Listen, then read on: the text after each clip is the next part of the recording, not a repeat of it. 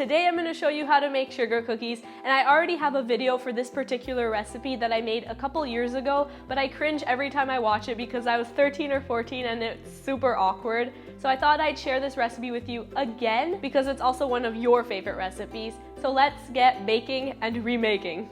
Like any good cookie recipe, you want to start by creaming your butter and sugars. This is 1 cup of soft unsalted butter and 1 cup of granulated sugar, and just work those ingredients together until they are well blended. To that mixture, you're going to add 2 whole eggs. Now you're going to want to add 1.5 teaspoons of good vanilla extract. Make sure you're using an extract that you know the strength of because you don't want it to overpower the flavor of the cookies. Now add 1/2 teaspoon of salt, 1/2 teaspoon of baking powder, and 1/2 teaspoon of baking soda, and just work those ingredients into the mixture. Fear not if it looks sort of clumpy and separated because it'll come together once you add the flour, and this is 3 cups of all-purpose flour. And yes, I did spill, I'm a little bit of a klutz, but hey, baking is all about getting messy in the kitchen, so I embrace my clumsiness. Once you end up with a nice thick dough, you're going to divide the dough in half and wrap each portion in some cling film. Cling film prevents the surface of the dough from drying out, so you're going to want to wrap it well because we're going to place the dough into the fridge for a minimum of 2 hours. And I know that chilling is a pain, but trust me, it is worth it because it makes the dough so much easier to roll.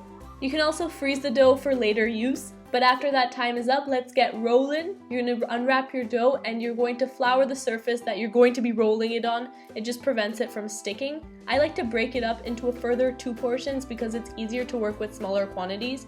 So you just want to knead it slightly to soften and then roll it to a 1/4 inch thickness. Now you're ready to cut into shapes. I'm using some hearts and some stars and some circles, but the sky is your limit. You can cut it out into whatever shape you want, and make sure to keep flouring the dough to prevent it from sticking.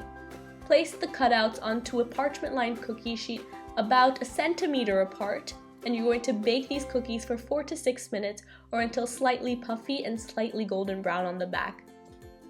Let those cool while you make the glaze, for which you're going to combine 1/4 cup of unsalted butter, softened, with 1/4 cup of milk. The softer and meltier the butter, you're better because it just blends in the milk a lot easier. Add 1 teaspoon of vanilla extract, followed by 3 cups of confectioner's or powdered sugar, either one works, and just work those ingredients together. For a thicker glaze, you can add some more sugar, but this consistency was perfect for me.